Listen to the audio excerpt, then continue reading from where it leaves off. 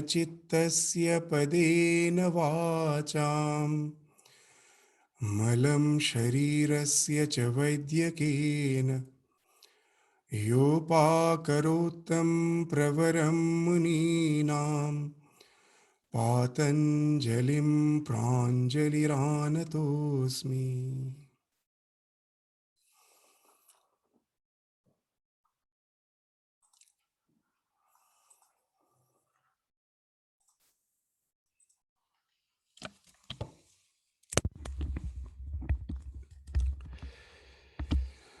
So in the last class, we were studying the sutras which deals with the Vibhutis, the supernatural powers. As the yogi progresses in his spiritual journey, because of the intense power of concentration, many of the supernatural powers may develop. So it's not to encourage to develop those supernatural powers. These supernatural powers has been described in the Yoga Sutra. It's actually there to warn us that we shouldn't get hoodwinked. We shouldn't get sidetracked by all these supernatural powers. They may lure us and just take us off track, our spiritual journey. So they are just the milestones. They are not the ultimate goal in our spiritual journey. So just to recapitulate, we will start from the 35th Sutra. What it was speaking of, let us read the Sutra and we will have a very quick recapitulation. Sattva Purushayo Atyantya Asankirnayo Pratyaya Avishesha Bhoga Pararthatvat Swartha Samanvayat Purusha Jnanam. So what actually speaking of? Sattva Purusha. Sattva means the buddhi, the faculty of your intellect, which speaks of your mind, and the Purusha. These two, generally, we identify. We think that my mind is my real identity. So, but these are atyantya asankirnayo. They are separate. But why they appear to be just alike? Pratyaya avishesha bhoga. Just because when one is placed in the proximity of the other, they take up each other's characteristics. Just the example which is given in the scriptures again and again, if you place a red flower in the proximity of a prism, the prism appears to be red. It doesn't get actually tinged by that red color. It appears to be red. Similarly, the mind actually is inert. It by itself is not conscious.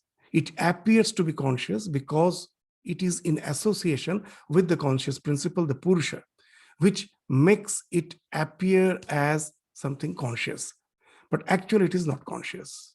So when we contemplate on the self, Swartha Samyamat.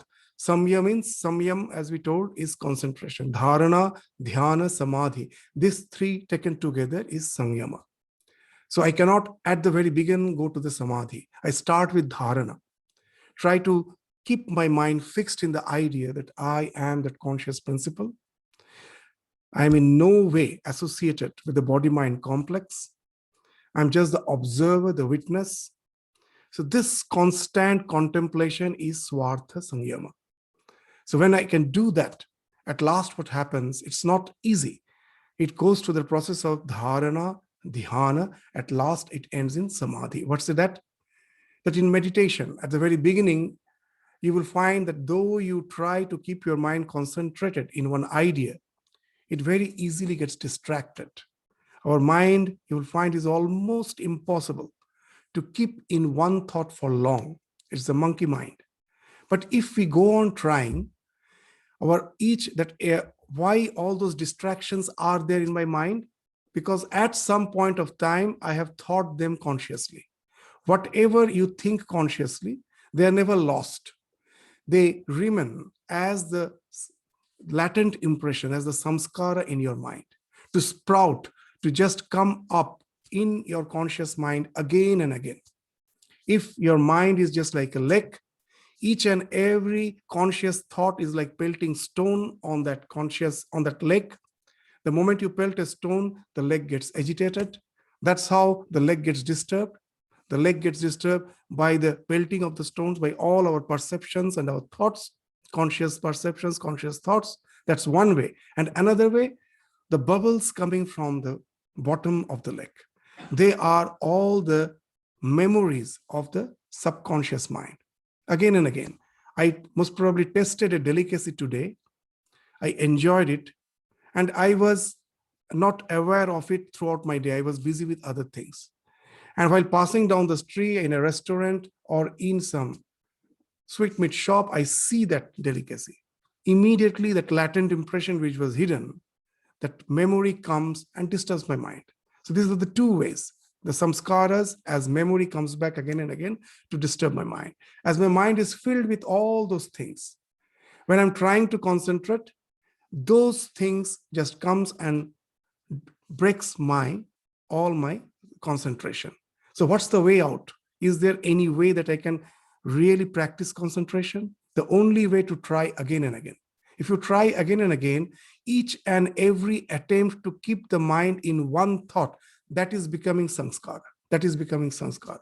It takes time, but in the process, a time will come when we will find my mind is getting concentrated more and more. So that's why Swami Vivekananda again and again is saying that the 3P is essential in our spiritual journey: purity, patience, perseverance. We cannot attain that concentration in one go. We have to try again and again and again. As you go on trying, it becomes sanskara and your mind becomes one-pointed. So that's what dharana, dhyana, samadhi speaks of. That start with that concentration. I try to keep the mind fixed. It becomes intensified. It becomes dhyana. And when it still becomes more intensified, it leads to samadhi. What actually is samadhi? In samadhi has been spoken of as triputi bheda. What happens? All the concentration at last can lead to the state where you get identified with the object of meditation. What's the samadhi actually speaking of? In our day-to-day life, we will find the more my mind gets concentrated, the more the other thing falls off. When I'm just talking to you, when I'm just conversing with you, someone calls me, I can hear. Because just to converse with you, only a small portion of my mind is required to be focused. The remaining mind is free. It takes care of all other activities. But when I am watching the TV, my favorite game is going on. I am watching intently, someone calls me, I don't hear. What has happened? The sound has entered through my ears, but as most of my mind is taken away by the object of my focus, so very little portion of my mind remains to take care of other activities. I do not hear. The sounds are here, entering my ears. Still, I don't hear. And if you have developed the love for something, suppose the music or art, and when you are doing it, you're so focused, you may find that the hours have passed. You forgot that you are hungry, you forgot that you are tired, that the part of the mind which is required to take care of bodily activities. Hunger is a biological alarm. Your tiredness is a biological alarm. The mind is taken away by your object of concentration. So these things also falls off. So that's the state of videha. Though you are in body, you forget you are the body. Let me give the example. A surgeon who most probably is waiting for bus in a bus stop. For some reason, he's there, he has to go somewhere. And in half an hour, his leg starts aching. The same surgeon, when he's performing a surgery in the operation theater, most probably it's a complicated operation. He's standing, performing the operation for 8 hours. He doesn't drink a single glass of water, no food, no feeling of tiredness, no ache, nothing. The one who was tired just standing half an hour in the bus stop is now operating on a patient for 8 hours. What has happened? Now, the sense of necessity is there. What's the sense of necessity? That when I'm operating, that little mistake will be at the cost of the life of the patient. The end of the scalpel with which I'm operating, I have to be very focused. A little, this sense of necessity gives a tremendous focus. And from that focus, what is happening? The other things are falling off. Now, for 8 hours, you're standing, you don't feel tiredness, you don't feel hunger. The moment the operation is over, immediately you feel the hunger, the thirst, everything coming back. So this speaks, the more the focus, the more the other thing falls off. And how the focus comes from the sense of necessity. That's why even in the student life, the more we have the sense of necessity always in my mind, that why I am studying. It's not something someone is forcing me, that's why I'm studying. There is a necessity. If I want to be established in life, this is a must. The more I have awareness of that, that necessity will give me the focus. And the more the focus, then the students start enjoying the study. Why? Because it enters into the flow, other thing falls off. There's a real happiness you get when all the other bodily needs has fallen off. You have entered into a flow. And that's the same thing happens in dhyana. Dharana, that your object of concentration has become so focused, other things has fallen off. You are enjoying a sense of videha, means though you are in body, you don't feel the body. You are in a constant state. Then what's the samadhi? At last, when the concentration becomes so focused that I can never get rid of the idea that I am. Can I get rid of the idea? That amness is always there. Whatever I am doing, I am. That is something spontaneous. So in meditation, there is three distinctions, even in intense meditation. What? Dhyan, dhyata, dheya. That the one object object of meditation, the one who is meditating, and the process of meditation. These three idea I have. At last, what happens when my meditation becomes very intense? That ego, that little part of the mind which keeps the ego contact, that I am this psychophysical existence, this amness, that also is taken away by your object of concentration. And you become as if one with the object of meditation. That I am meditating, that idea falls off. You become totally identified with the object of meditation, as the ego part also falls off. That's leading to the samadhi, the ultimate samadhi. And when that happens, this is a samyama. That's which leads you to your identification with the object of concentration. And that's what has been spoken of here as the samyama. When you can just go to that type of absorption, that I am the self, everything has fallen off. Then what happens? You get the Purusha Jnanam. These words are very important. Purusha Jnanam doesn't speak of the ultimate realization. It's very interesting. When I am saying, I am not the mind, I am not the body, I am not the senses, who is saying? It's the mind who is saying.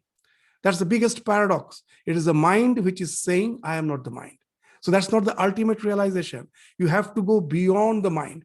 But even if you have reached this stage, you're bound to get some wonderful supernatural powers. You have to be very aware of that.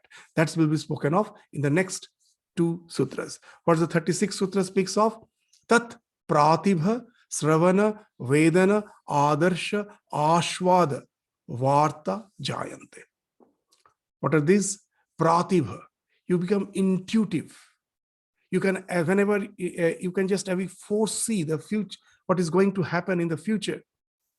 You become something prophetic. That's pratibha. The Sravana Vedana, you get supernatural power of hearing. Vedana, you get the supernatural power of touch. Vedana. Adarsha, supernatural power of vision, seeing. Ashwada, supernatural taste. And Varta, that supernatural smell. And you may say that here comes all the mystification of the yoga. It's not mystification. You will also understand. What happens, very interesting, when the ego obliterates. We as a human being, we think we have one mind. There is no one mind. There are innumerable mental modules with fixed stimuli response conditioning. There is only one mind, the cosmic mind. Just to give an example, when you are working on the internet, all the information is available in the internet. If I am a medical student, I download only the things which are required for me for my medical studies. It doesn't mean the internet has only that, but my personality constitutes only that thing, what I am downloading. Similarly, when I am born as a human being with the ego that I am a human being of such and such family and such circumstances, I am downloading from the cosmic mind only those modules which are appropriate for the human birth. To give an example, you will understand it very nicely, that we say Janmantarvad, we say that we are born again and again, and we evolve. Sometimes, most probably, we were in an animal body. Suppose I was a grazing animal, a cow. It may be in some past birth. And there, in that birth, the grass was my food, that was my staple diet. So as per the theory of Janmantarvad, that all the samskaras are there hidden in my mind. So the samskara of the taste for the grass is supposed to be there in my mind. But as a human being, why don't I feel? Why don't I salivate when I see the grass? I'm supposed to salivate because as a samskara, it is there. Just the way I take a delicacy today, tomorrow I see it, I salivate. Once I used to relish the grass in some past birth, it is there. But I don't salivate in the human being as a human birth. Why it happens? Because as a Yoga Sutra is very scientific. It has been described in the first chapter that when I am born as a human being, all those other, these mental modules, which are not suitable for the human birth, they don't find expression. Only those modules which are suitable for the human birth, they are finding expression. The others are all hidden. To give a common example, even in our day-to-day life, as a student, most probably I was good in all the subjects. I had interest in all the subjects. But the moment, because of my good grades, I get chance in a medical college as a medical student. In spite of the fact that I had liking for all the subjects, this liking for all of the subjects will now get shadowed. Only the liking for life science will become predominant. As a doctor, it will continue. It's not that the other subjects I don't like. It is there, it is shadowed because they are not required for my present as a medical student. They are not required. So they are not at all visible. They are all shadowed. And then what happens when I am an established doctor, most probably much later, now I have sufficient leisure. As a student, I had love for music. That may come back now. So that's the idea which has been spoken of, that in our mind, so many things are all hidden. Why we are speaking this? That as a human being, only those modules which are appropriate for the human birth, that only finds expression. But there are so many other modules, you also will agree, that we can see only Vibgyo, that from violet to red. This is the range of light which are visible for a human being. But you can have an example, the nocturnal animals. If you go to the zoo, where the nocturnal animals are kept, you will find that it's dark and there's a red light is there where they're kept. Why that red light? That's the light from where their vision starts. They can see infrared light. At night, when I say it's dark, actually it is not dark. When the sun has set, because of the diffraction of the sun rays, still light is there, but it is of very low frequency. It is even below red. The nocturnal animals can see below red. Their eyes are suitable for seeing the infrared light. So they can see at night. For us, it is dark. So there are mental modules in the cosmic mind which are suitable for that type of animals, that type of birth. So the nocturnal animals, you can find that the dogs, they can hear the ultrasonic sounds. They have supernatural smell. So these modules are there. Now, when my I has obliterated, that I am only the psychophysical existence has obliterated, when you constantly meditate on that I am the conscious principle, then what happens? All the bias falls off. Now, all the modules become available to you. You can, that when as a medical student, I download only the medical files, but that doesn't mean I cannot download anything else. I can. So when your biases has fallen off, all your biases for our identification with the human birth has fallen off, you can download any of those mental modules and all those finds expression as the supernatural power. So it is quite scientific. It may come. The more you get disidentified by your meditation that I'm the conscious principle, they may come naturally. Why the Yoga Sutra is saying this thing?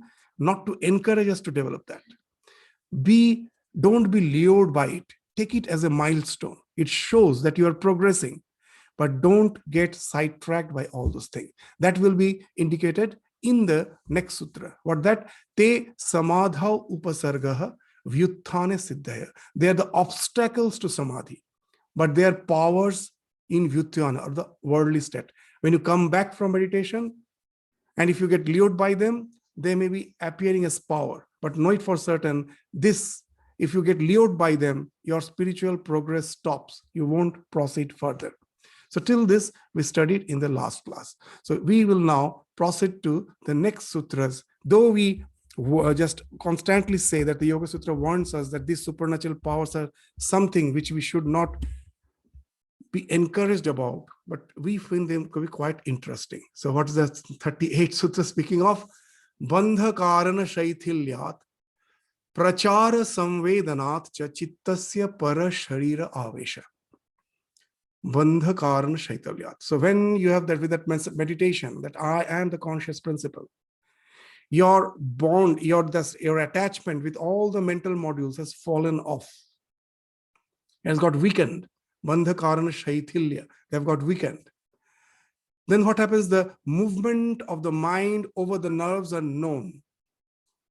This prachara samvedanath cha chittasya means the mind need not be limited only to this body. When this bondage breaks off, we'll give a common example. We at present have the idea that my mind can only work through the nerves, isn't it?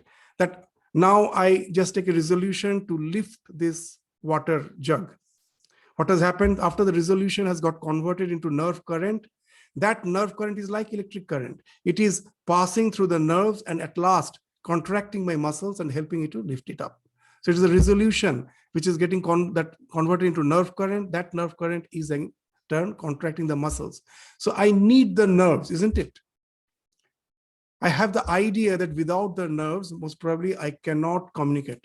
But Swami Vivekananda is giving a wonderful example that we have an idea that for electricity, the wire is required. But when there is a thunderbolt in the sky, when a tremendous voltage is generated because of the thunder, and a thunder arc is formed, that current is coming and reaching the earth's surface. Is there any need of wire? No.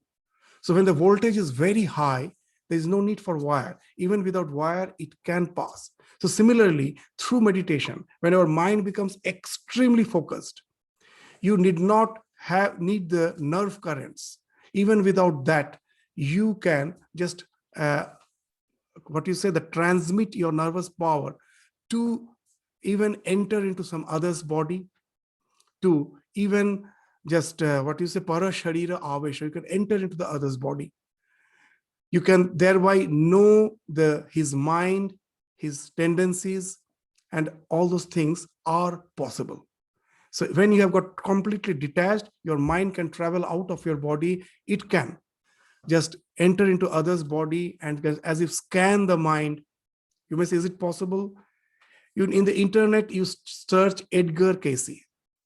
And the Edgar Cayce is very interesting. Edgar Cayce was a Christian. He was not much educated. He was in States some 50, 60 years back.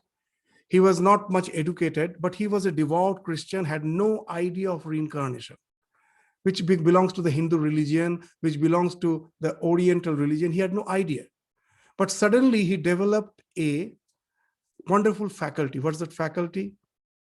That he is known as the couch prophet. He will lie down, and if anyone is having some medical condition, which the medical science doesn't know the answer of it, has no solution, he will be lying and that person has to be near him and he will suddenly say the remedy, some herbs, some very house remedy he will say, and it started working wonder.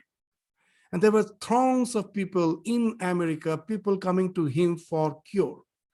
The medical board got suspicious. They kept a 24-hour observation. They found nothing as such fraud in him.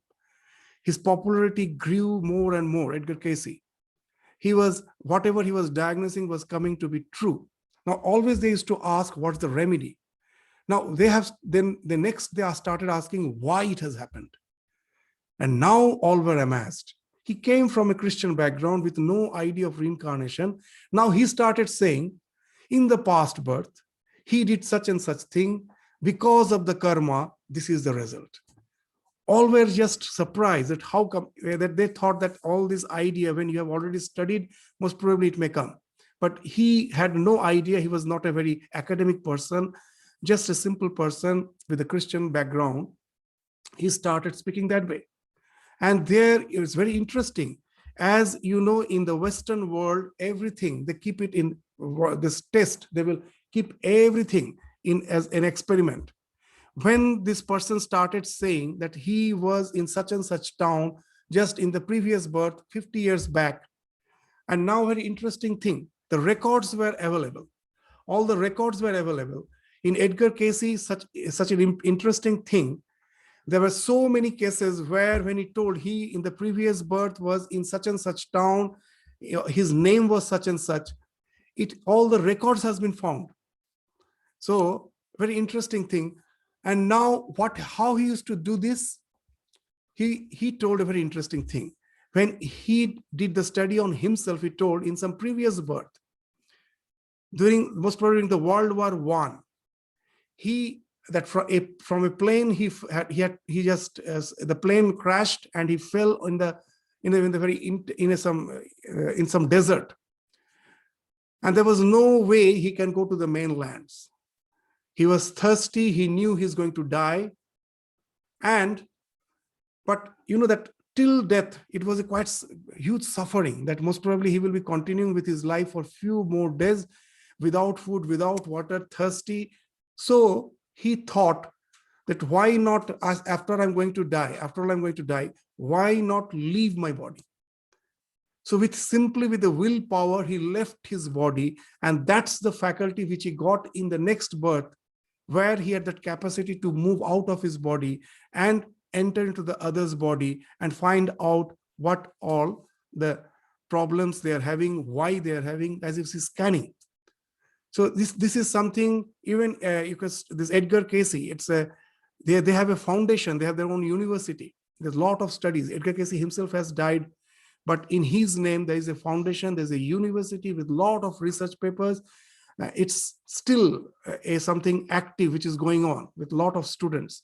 So these are something available that even in the life of Shankaracharya we find. When Shankaracharya defeated Mandana Mishra, he was from the school of Purva Mimamsa. Shankaracharya with the Advaita Vedanta, from the Advaita school, he defeated Mandana Mishra. The umpire of the debate was Mandana Mishra's wife, Bharati. She told, very interesting thing, she told that I will declare you the winner only after you can defeat me. Shankaracharya accepted the challenge, and now the wife of Mandana Mishra, Bharati, what she did, she started asking questions about the married life, the relation between the husband and wife.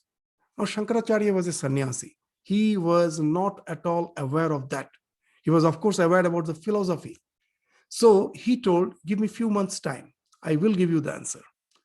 And he got the news that one king in the neighboring kingdom, the king's name was Amaruka.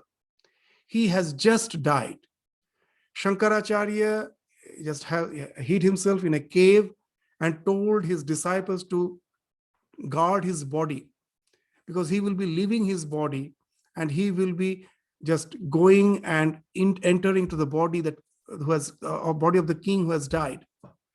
And that's how, after entering to the body, he lived for a few more months to get an idea about the worldly way of living. And then he came and defeated Bharati. Whatever the story goes, the idea is that it is recorded in our scriptures that yes, when you have a tremendous detachment from your body, because of the idea that you are the conscious principle, you are not the body-mind complex, you are something behind it, witnessing it. Because of your association, this body-mind complex appeared to be something conscious, but it is by itself inert. The conscious principle is behind it. Just the way the computer, go to the integrated chips, it looks like a dead log wood. Those who know nothing of computer, they will think it is just some dead material. But the moment the electricity passes through it, it becomes as if enlivened. The entire world of virtual reality is projected out of it. Similarly, the mind is just like the computer chip is something inert. It's only when the conscious principle gets associated with it, the entire world, this world which we think to be real, is actually as virtual as the computer world. The modern science, the quantum physics, they all speak of that. It is our mind which is projecting this world. The world which we see is not as it is there. Even those who have no knowledge of the quantum mechanics at the present, at those advanced science, even with a simple example, we can explain everything what I see is made up by the mind. How? Just to give a common example, take a red flower. We think the flower is red. Is the flower red? There is no color outside. Very interesting. When the sunlight is falling on the flower, the sunlight is actually having various wavelengths of light. There is no color of any of those wavelengths. They fall, all the wavelengths are absorbed. A particular wavelength is reflected back. That hits my eye. The light doesn't enter the brain. The light's function stops here. It gets converted into optical nervous current, which passes to the optic nerve. It is just a nerve current which is going to your brain, which is totally dark. No light enters there. And when that optic nerve current reaches the color perception center, actually it is not perceiving color. It is only a particular nerve impulse going there. The moment it activates that so-called power perception center, actually it is not perceiving. Immediately it projects that redness on the flower to give you a sensation that it is red. So the redness is produced by the mind. Your mind is a wonderful projector. It is not perceiving anything. It is perceiving, but it is not seeing what it is perceiving. What it is perceiving is just the projection of the mind. All the colors are the projection of the mind. Those who have a little aberration of the mind, those who are colorblind, they perceive in a different way. What is the reality? It is actually, we are all hallucinating. But when we hallucinate in the same way, we vote it to be reality. Just the way in the world, the majority wins. Here also, the majority wins. When I say red, you say red, everyone's saying red, one say green. I say you are abnormal. All others have voted for that. Yeah, that is the correct thing. It is called, the so-called reality is nothing but consensus reality. We all consent, yes, it is red, and it becomes red. So this world is a projection of the mind. Constantly, this is the thing which we have to understand. So what's happening? So when we can know that this conscious principle is the thing, when it comes in association with the mind, this world of name and form is projected, and you can get disassociated from it. That's the spiritual sadhana which is spoken of in our scriptures. So there we find that once you develop that detachment, now your mind did not have to pass through your brain, through your nerve. You have the capacity to just travel, just the way from the transmission center, your computer, your TV gets activated. Is there any wire? No. If I ask a child from where this picture is coming, he may at last go behind the TV, or he may go to the antenna and may think that from there, just the way I think from the brain, everything is happening. No, the mind is non-local. Just to give an example, if your TV gets damaged, you buy a new TV, and again you tune to the same channel which you were seeing. Are you going to see the same picture? The same picture. Similarly, body after body, where it's damaged, new body comes. The mind is non-local. From there, the same transmission comes. And again, we just just to behave in a way in which we are tuned. So when in a computer, in a TV, when you are tuned to a particular channel, even if the TV breaks, you buy a new TV and you just on the same channel, you see the same thing. So where your mind is tuned, that's your world. So that's the thing, that mind is something non-local. We are as if downloading from it. And that's how the law of karma works. The law of karma, that's to understand that nowadays we are sending to the land rovers in the Mars. Very interesting. I am not seeing it. When I send the signal, if it is working as per the signal, it responds back, then I have control over it. But the moment it has some defect, it is not working as per the signal I am sending, I lose control over it. It is going to be destroyed. So similarly, the law of karma works. From this cosmic mind, as long as we are tuned with it, we can maintain the integrity. The moment we work beyond the rhythm, it leads to the destruction. So that's why it is being told, Just the way I cannot break the laws of gravitation. Can I break? No. If I say there is no gravitation and I jump out of a 20-story building, am I going to fly? No. It is there. It is going to act on me. I'm going to crash and die. Similarly, all the moral laws actually is the byproduct of that cosmic mind in which it is tuned. If I say I don't believe in that, know it for certain, the one who says I don't believe in gravitation, the way he's not going to fly, he's going to crash and die. Here also the same thing happens. I am going to crash and die. If I cannot break the laws, at last, I attempt to break the laws, I break myself. So that's the thing we have to understand. So this is the thing which is been spoken of in this sutra very nicely. Bandhakarana shaithalyat prachara samvedanat cha chittasya para sharira avesha. So you develop the capacity to move out of your body, and you can even just relate to the other's mind, and as if you can scan their mind. And that's the thing which has been spoken of here. So it is not encouraging, again we should say, it is not encouraging us to do that. It says it may so happen as you have developed that detachment, but you should know them to be something which is a milestone, which is showing that you are progressing, but you shouldn't get hoodwinked by them.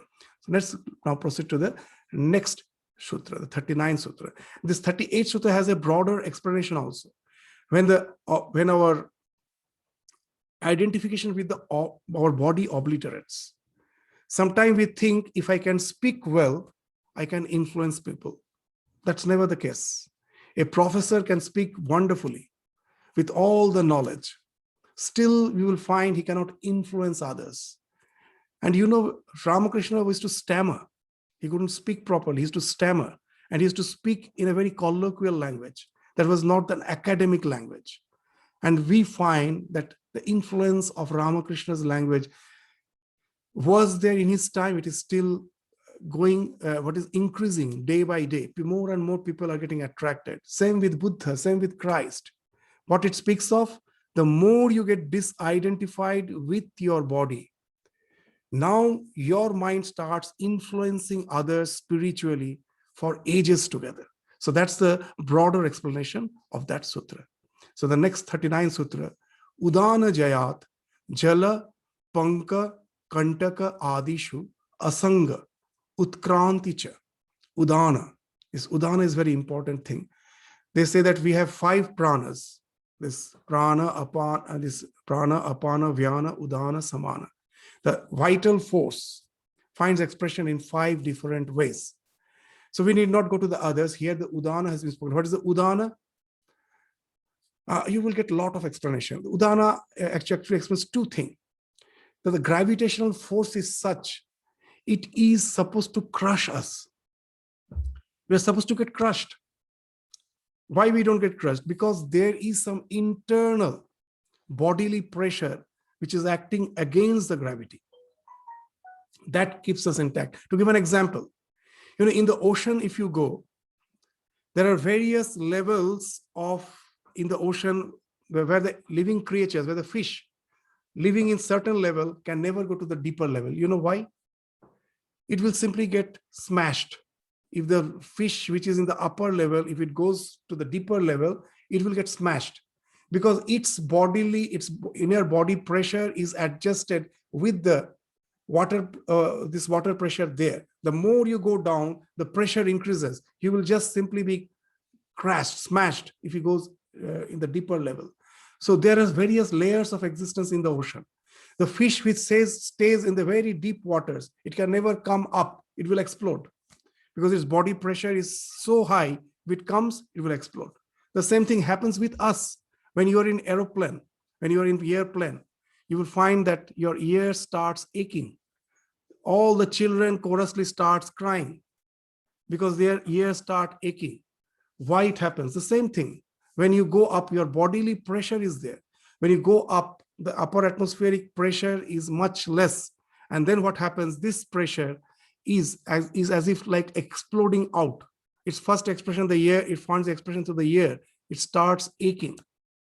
You will find it's a very common thing. It gets clogged. When you go to the moon surface, we think it is our weight which speaks of our heaviness. But when you go to the moon surface, you start as if floating, because your body pressure, inside pressure is same, but the gravitation is less. So now you will start floating. So this Udana speaks of this internal bodily pressure. Something is as if trying to explode out, which doesn't allow you to collapse under the atmospheric pressure. So this again, what happens when you, through your spiritual practices, totally disidentified from your ego, you can relate to the mental modules of other animals which can live in different other atmospheric pressures. So as a result, what happened? You by altering the bodily pressure, you become quite light. And then what happens? You can as if walk over water, jala, panka over the swamp, and kantaka over the thorns. And another thing, this utkranticha, you can die whenever you will. So, wow, that's wonderful. That's the Ichhamritu. I can die whenever I will. It doesn't speak that you become something like Amara, that I will not die at all. No. Many don't understand this idea of Ichhamritu. This is what happens. When he will say that, when we say Swami Vivekananda died on his own will, immediately there are many people to criticize and say he had 32 diseases. How come you say that he died on his own will? We never understand the idea of Utkranti, that this leaving the body, this Udana Vayu. What happens, is very interesting. When the time of death comes, there is a gap. We feel some pranavayu is trying to come out. But because of a tremendous attachment to our body, we by ourselves never try to release it. A time comes when there is no control over it, it's forcefully goes away. To give an example, it's a very crude example, but with that you can relate. There's another pranavayu, the apana, which actually results in excretion, the nature's call. When you have nature's call, there is certain time within which it is voluntary. I can control it. It is voluntary. I can just go 1 minute earlier or 1 minute late. But if I go on suppressing it, a time will come, I cannot control it because it's beyond control. Udana Vayu is also same, that when the time of death comes, something is willing to come out. Those who are extremely detached, what do they do? They will choose some auspicious time. And if you read the life of Bhishma, when Bhishma was lying on the bed of thorns, it's not that he's not going to die. He chose some particular time. When the Dakshinayan is over, Uttarayan starts, the auspicious moment starts, he will leave his body. It's not that he can live forever in that bed of arrows. He's choosing the time. So now you will understand the concept of Ichhamritu. Like that, Swami Vivekananda also knew he's going to die. With all those diseases, he's not going to live. But he chose the time. He asked for the Panjika. In his letters, it is mentioned, I am in not only one, there are many letters. There he's mentioning, I won't be there to see my 40s. He died at the age of 39 years, 5 months. And he's writing, I won't be there to see my 40s. Not only that, there are some other letters. He wrote one wonderful poem on 4th July, the Independence Day of America. And that poem, he's never mentioning the name of America. He's saying freedom, freedom. The 4th of July, 4th of July, that's the date. I want to be free. Then everyone thought, because he was surrounded by his American disciples, they thought most probably it is to celebrate the American Independence Day with them. He has written that poem. But later it was found 4th of July was the date on which he left his body. He left his body. He left his mortal coil. So the idea of Ichhamritu will understand that it's not that he's not going to die. He have understood that the time has come. Now he's selecting the time and living. Is not, as we are tremendously attached, even when we feel that the Udanabai is going to leave off, we are going to depart, we by ourselves can never allow it because we're tremendously attached. A time comes, it forcibly goes out. For most of us, that's the thing happen. But for the one who has developed the detachment, he can do it by his own will. So now you will understand the idea of Utkranticha. It doesn't speak, I'm going to be immortal. This body is bound to fall off. But when I know, I do it with contemplation, by choosing the time. Even in our mutt, there are so many Swamis. I remember one Swami was he was unconscious. The other Swamis went, now and then he was getting back his consciousness. Again, he was becoming unconscious. The other Swamis went and tried to remind him, do you recollect the name of God? He used to be a very, very, powerful Swami, always used to dictate terms. Even in that state, with full command, he told, still time is not there. Still time has not come. So, okay. And the day really he left his body, he asked his sevaka for the rosary. He took the rosary in his hand and asked some pillow. He was lying. He told, just make me straight. But he cannot sit. He was so weak. So he reclined on the pillows so that his back is straight with the rosary in his hand. He left his body. So this is the idea of Utkrant. It's not that he's going to live for eternity. That Ichhamritu doesn't mean that. The death you can understand, but you decide when to leave the body, how to leave the body in high mental state, so that you need not have to again come back to this worldly level of existence. So that's the idea of Utkranta. So Udana Vayu not only can help you to adjust the internal body pressure so that it finds expression as all the supernatural powers.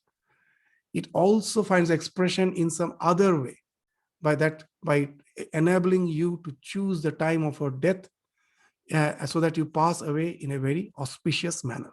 So that's this 39 Sutra, which speaks of the Udana Jaya, when you have control over the Udana Vayu. The 40th Sutra speaks of Samana Vayu. There's another Prana Vayu. Samana Jayat Jwalanam. Samana is the conquering force. It's another vital force, which actually speaks of metabolism. So that the vital force finds expression in so many ways. The respiration is prana, excretion, apana.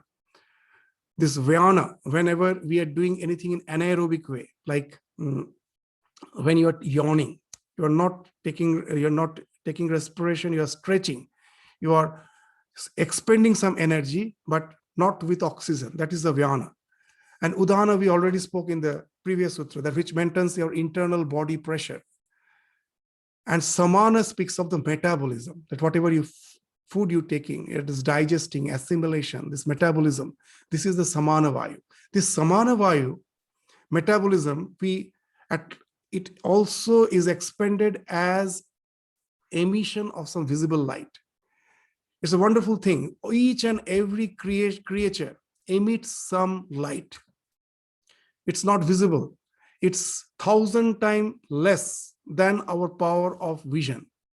But there are experiments in the modern science. In Japan has done some wonderful experiments, Japan scientists. Even in internet you can search, where with a very high resolution camera, they can find out the luminescence of human beings. We have a luminescence.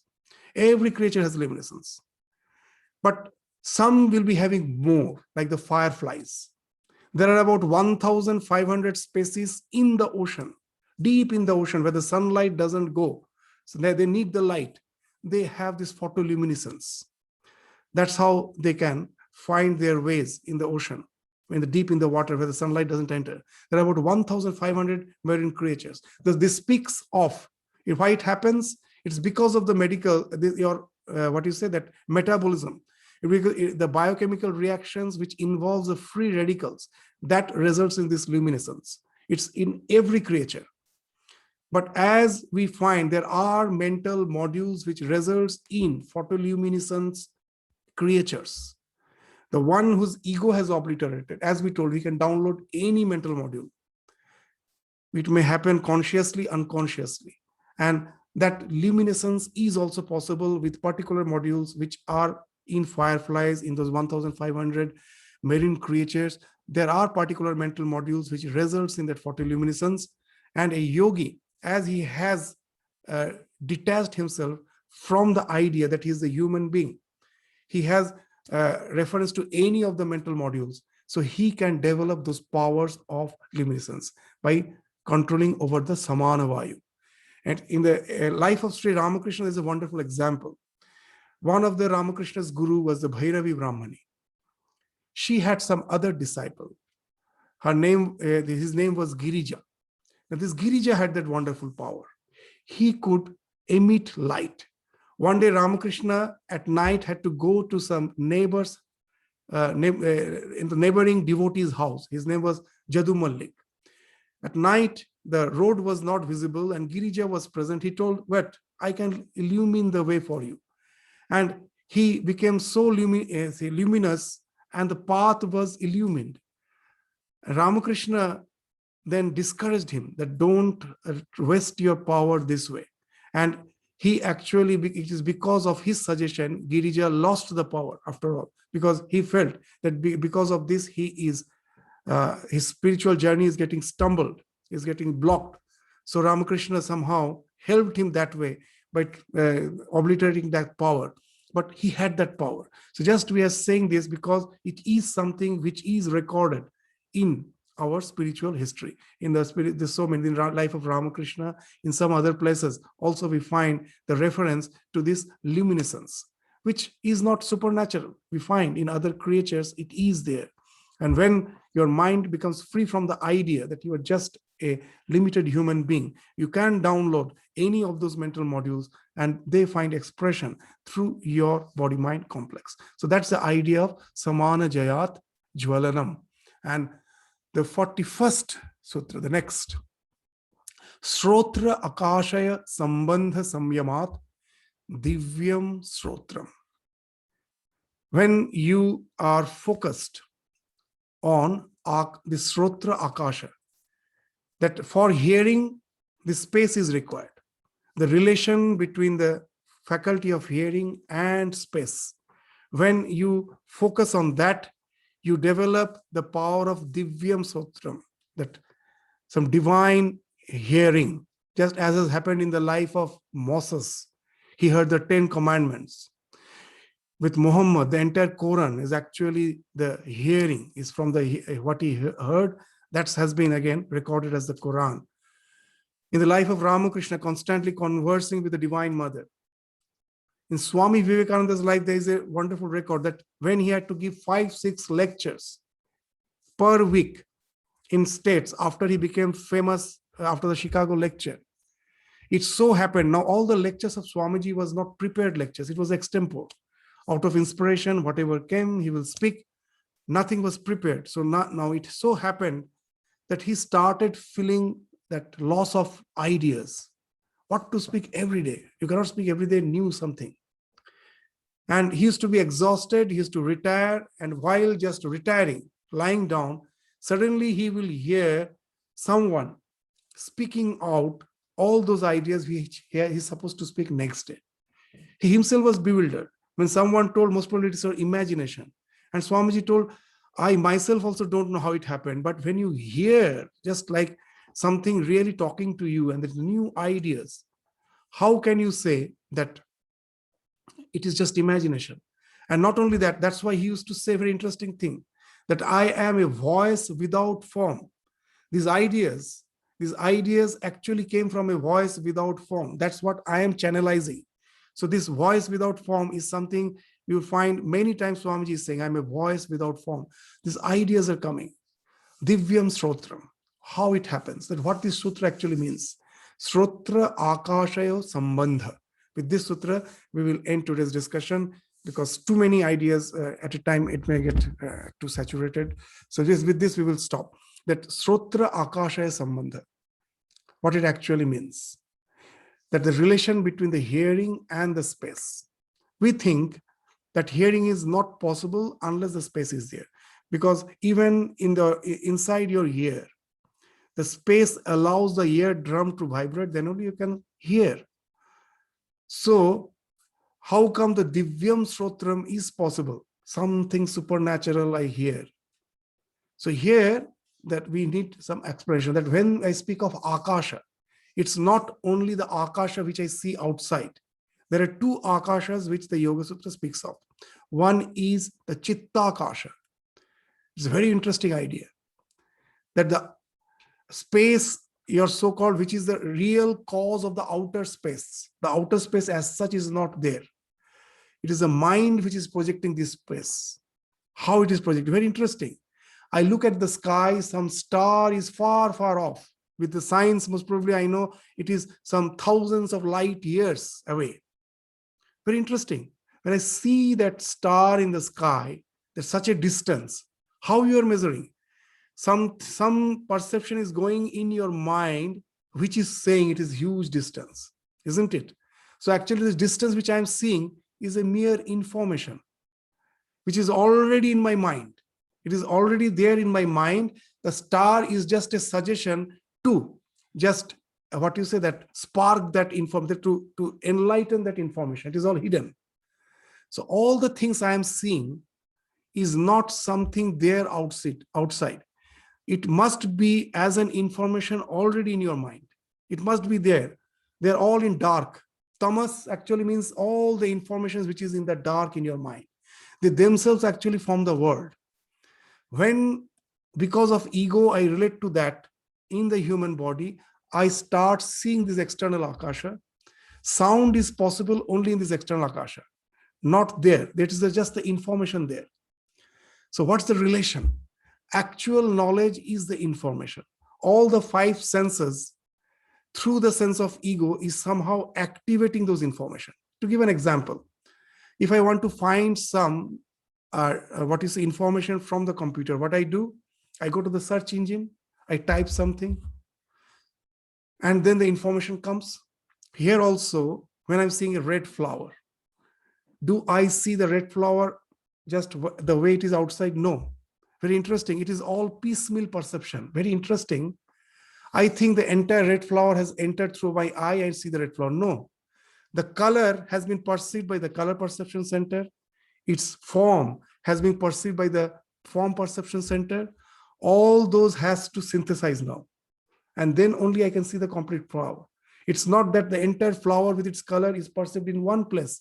Color is perceived in one place. The form, the shape, everything is perceived in different places. Now they all has to conglomerate. Very interesting.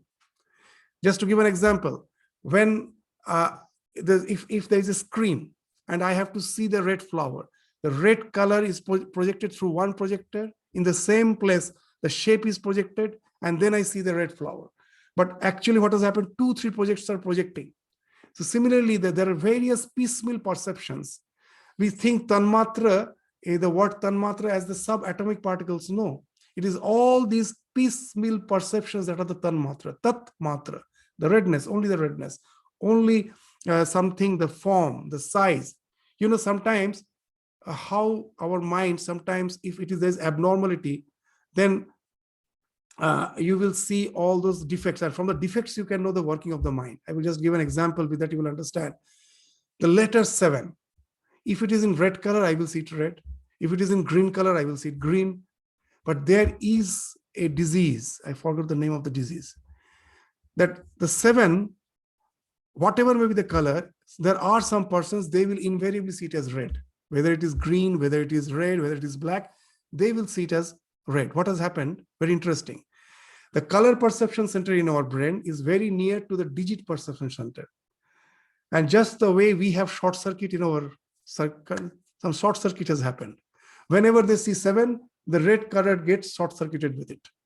And that disease is something very interesting. The people who have that disease has a tremendous memory. You know why? Very interesting. Why they have that tremendous memory? Because the entire textbook which they're reading is already highlighted. To memorize, what we do, we underline. Oh, this is important. For them, there is no need. Everything is highlighted because all the things they're seeing in different colors, and that helps them to demarcate all the ideas naturally, and they have wonderful memory. So why we are saying this, that we all have these piecemeal perceptions. The mind is doing that, is throwing to the search engine. Search engine is the buddhi. Buddhi is the search engine. We are throwing all those piecemeal perceptions to the buddhi, and now it is downloading. Just the search from the search engine, when we give anything, it downloads. In the cosmic mind, everything is there. It is now downloaded. Now the red color, the shape, everything is being projected. Now the internet says it is a red colored flower. It says. So this is how all the informations are there. Unless I am through the mind, the perception is happening. They are not getting activated. They're in the dark. that it's that tamas, intense tamas is the chittakasha. It is already there. But as we are limited with the ego, the chittakasha has to come association, it has to come in association with the ego, and then only I see this external world. But when my ego gets obliterated, my chitta is now free. It doesn't have to go through the ears, through the eyes to perceive the world, because all the ideas are still there. You need not have to go through your eyes. The moment you are moving through your eyes, through your ears, you can have only a limited vision. Whatever limitation that sense organ has imposed, your vision has to be limited by that. But when you have get disidentified from your ego, you are just established in the idea that you're the conscious principle, you can now relate to the chittakasha directly.